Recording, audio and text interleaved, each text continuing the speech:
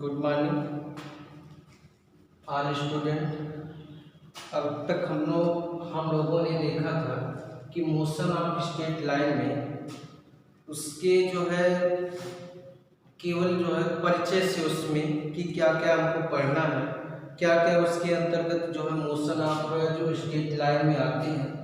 अब हम लोग देखेंगे कि थोड़ा सा हम इंट्रोडक्शन से परिचित होने के बाद कुछ बातें आगे की तरफ ले चलते हैं। इसमें होगा जैसे आप व्युत्पन्न राशियां पढ़ चुके हैं, तो व्युत्पन्न राशियों में के बाद उसमें बहुत सारी राशियां सम्मिलित हुई थी, क्योंकि जो मूल राशियों की सहायता से मात्र पिछले वीडियो में हम लोग जो देखे थे, मूल राशियों की सहायता से क्या बनाए गए थे, व्युत्पन्न राशियां बनाई गई। तो व्युत्पन्न राशियों में जो हुआ था उसमें बहुत सारी जो है राशियां सम्मिलित हुई। अब उन राशियों को याद करना बहुत कठिन हो गया, ठीक, किसको किस तरह के अंतर्गत रखा जाए, तो उसी को अलग अलग अंतर जो है रखने के लिए क्या किया गया कि इन राशियों को दो भागों में पुनः फिर विभाजित कर दिया गया।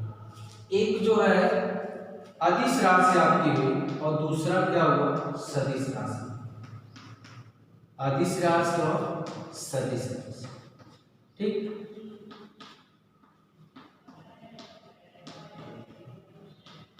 क्या कहेंगे, अदिश राशियां वो होती हैं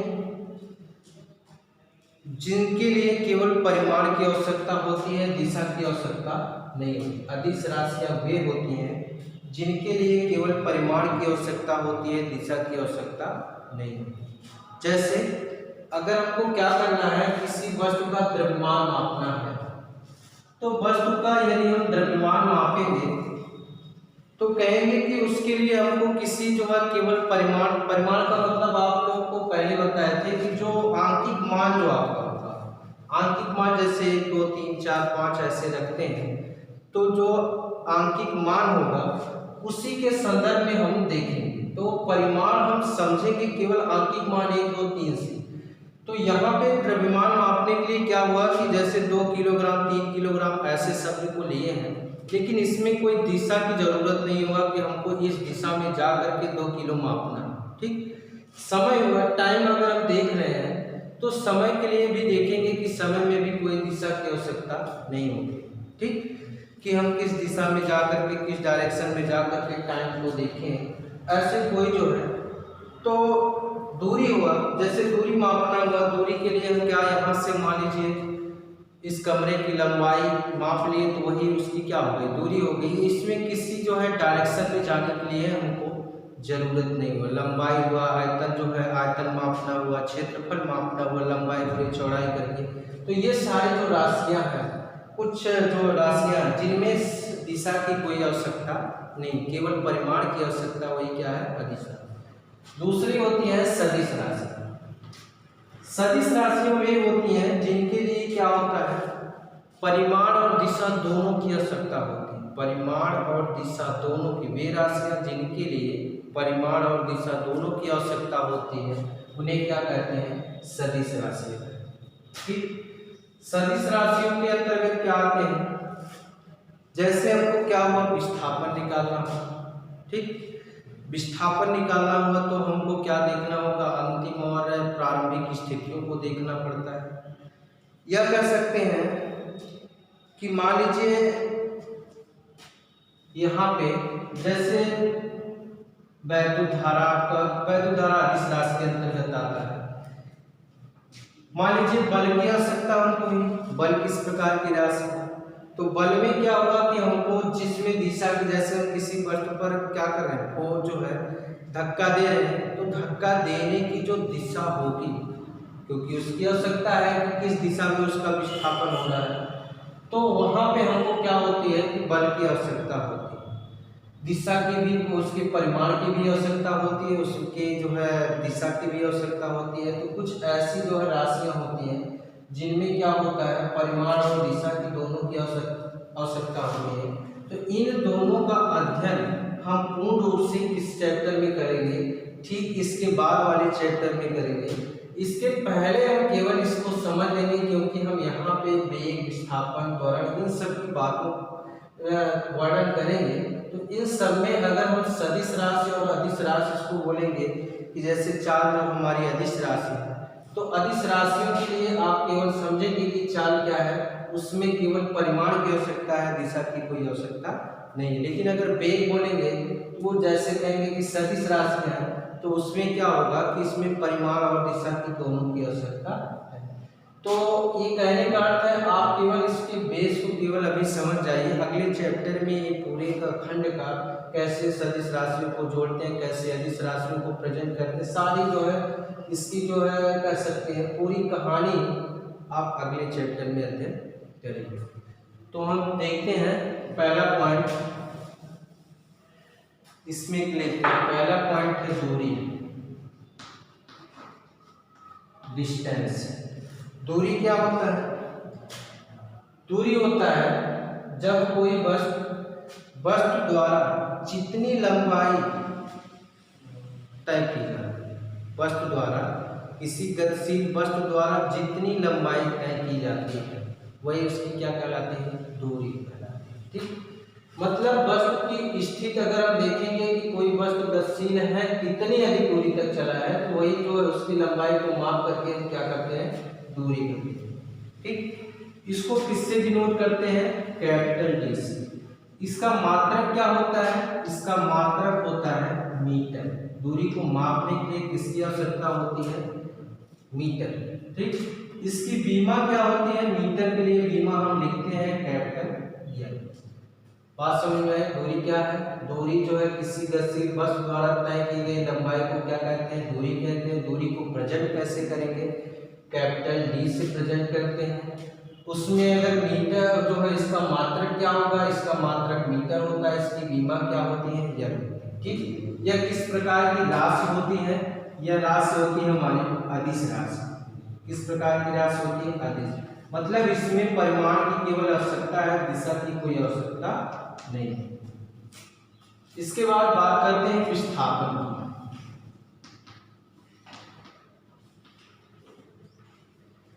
मान लीजिए ए और बी दो पॉइंट हैं।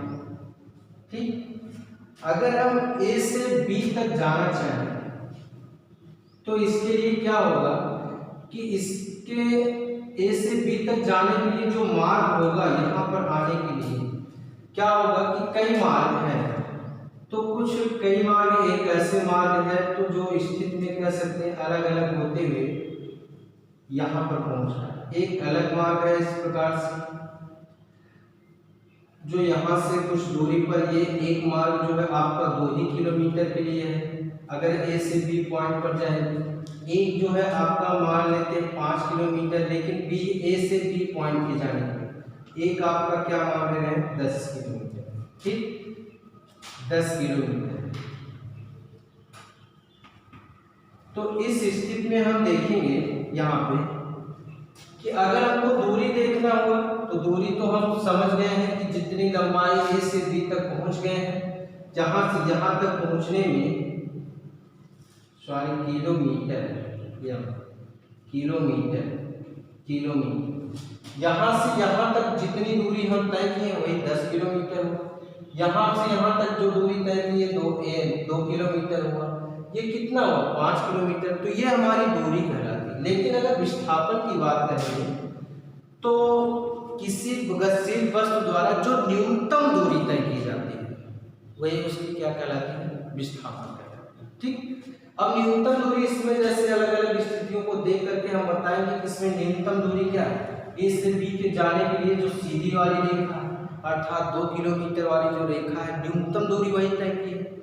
ठीक, तो यही क्या होगा? हमारा पोजीशन होगा। यही हम कर सकते हैं न्यूनतम दूरी को क्या कर सकते हैं? विस्थापन। या विस्थापन को प्रेजेंट करने के लिए एक अलग तरीका, कैसे उसको ज्ञात कर लेते हैं। तो ज्ञात करने के लिए एक परिभाषित है कि इसके अंतिम स्थिति और प्रारंभिक स्थितियों का अंतर, अंतिम स्थिति और प्रारंभिक स्थितियों का अंतर क्या कहलाता है? विस्थापन कहलाता है। ठीक, अब इसको प्रेजेंट कैसे करते हैं?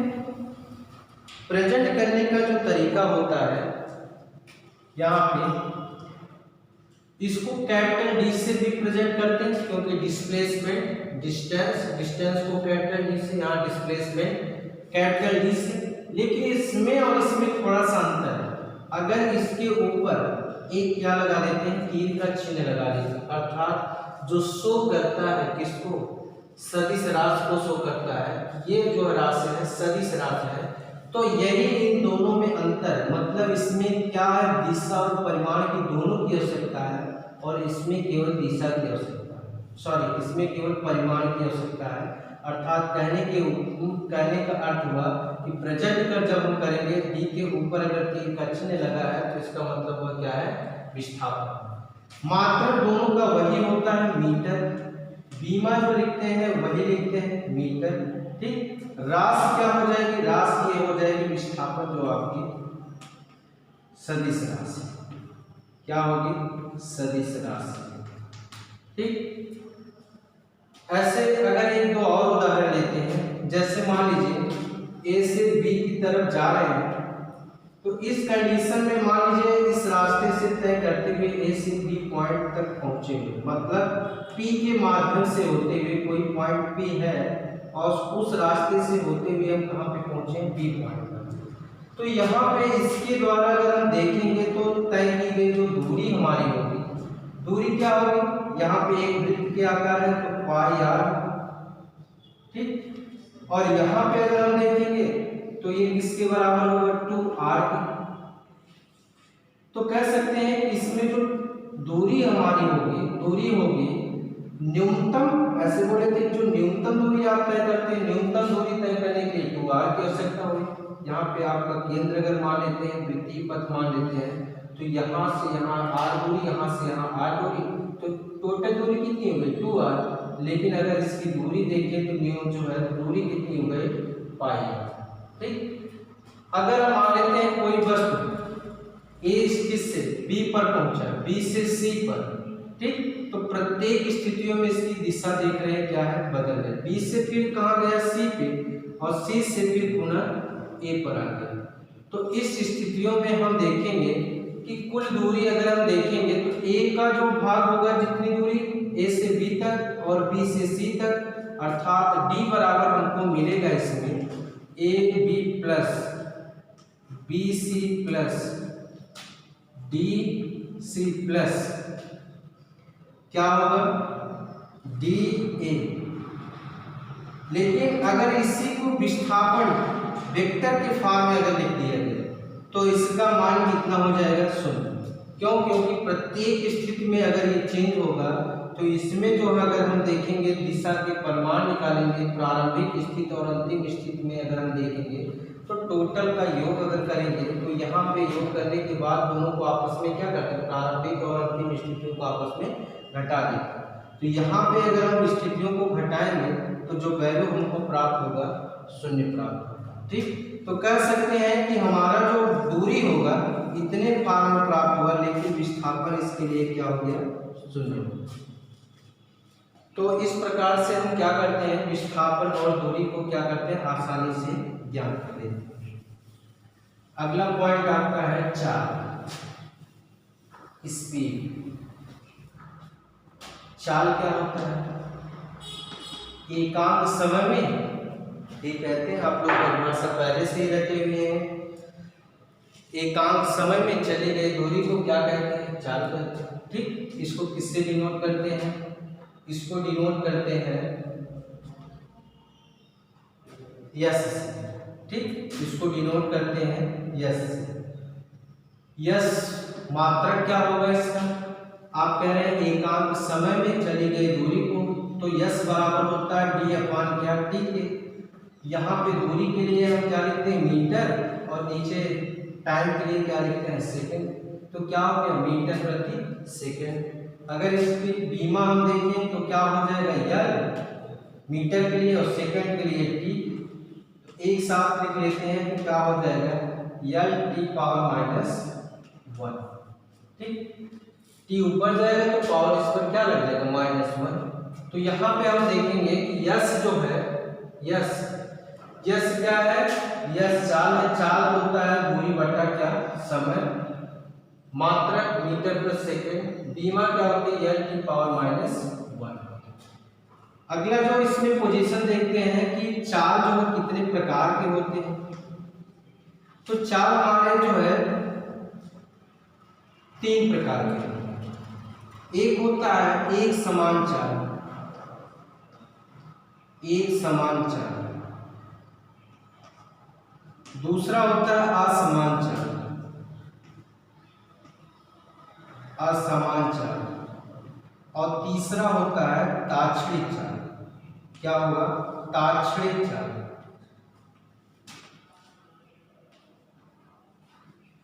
ताक्षणिक चाल, ठीक। एक समान चाल अर्थात समान समय समान दूरी तय जिसमें करती है। कोई वस्तु, गतिशील वस्तु समान समय में समान दूरी तय करती है, तो एक समान चाल कहलाता है। जैसे 1 किलोमीटर, एक जो है 1 घंटे में अगर हम कहते 1 घंटे में कोई वस्तु, गतिशील वस्तु 25 किलोमीटर दूरी तय करती है, तो 2 घंटे में 50, 3 घंटे में 75। मतलब यहाँ पे जो कंडीशन देख रहे हैं एक समान रूप से ऐसे चल रहा है। ऐसी स्थितियों को क्या बोलेंगे? समान समय अंतराल में समान दूरी जो है, समान समय अंतराल में समान दूरी तय करती है, तो क्या होगा? एक समान चाल कहलाता है। असमान चाल के अंतर्गत क्या रखते हैं? अर्थात भिन्न भिन्न समान समय में असमान चाल, क्या है? समान समय में असमान दूरी तय करती है, ठीक। कहने का अर्थ हुआ कि 1 घंटे में अगर वो 25 किलोमीटर तय कर रही है, तो अगले जो है 2 घंटे में वह 30 किलोमीटर, मतलब वह पहुंच रही है 40 किलोमीटर पहुंची। दूसरे 2 घंटे मिला करके वह कितना पहुंची? 40 किलोमीटर। तो यहाँ पे जो स्थिति में देखेंगे, अगले में 80 पहुंची या 100 पहुंच गए। प्रत्येक में जो कंडीशन हम देख रहे हैं, प्रत्येक में इसकी चाल क्या हो रही है? परिवर्तित हो रही है। प्रत्येक में इसकी चाल परिवर्तित होगी, तो इसको क्या बोलेंगे? असमान चाल बोलेंगे, ठीक। और ये हमारा होता है ताक्षणिक चाल। ताक्षणिक चाल में क्या होता है कि बहुत सूक्ष्म समय में किसी वस्तु द्वारा तय किया गया क्या? दूरी। क्या कहलाता है? दूरी तथा समय के अनुपात को क्या बोलेंगे? ताक्षणिक चाल। अर्थात सूक्ष्म समय में इसके लिए हम जो लिखते हैं यस बराबर क्या लिखेंगे? लिमिट t टेंड्स टू 0 क्या हो जाएगा? d क्या लिख सकते हैं? डेल्टा d अपान डेल्टा t, या इसको लिख सकते हैं d। तो यहाँ पे हम लिख सकते हैं इसको d कैपिटल D, क्योंकि d क्या है? दूरी है, अपान क्या हो गया? dt। मतलब इस टर्म का क्या कर दे रहे हैं? अवकलन कर दे रहे हैं, ठीक। तो यहाँ पे t इक्वल टू 0, तो ये जो शो कर रहा है कि सूक्ष्म समय, टाइम 0 नहीं है, लेकिन बहुत सूक्ष्म समय में हमारी वस्तु कितनी जो है दर से चल रही है टाइम में, उसी को जो है ताक्षणिक चाल में रखा जाता है, ठीक। अब इसमें जो पार्ट जो है असमान में थोड़ा सा पार्ट आपका बचा हुआ है, अगले वीडियो में इसका विधिवत अध्ययन करेंगे। धन्यवाद।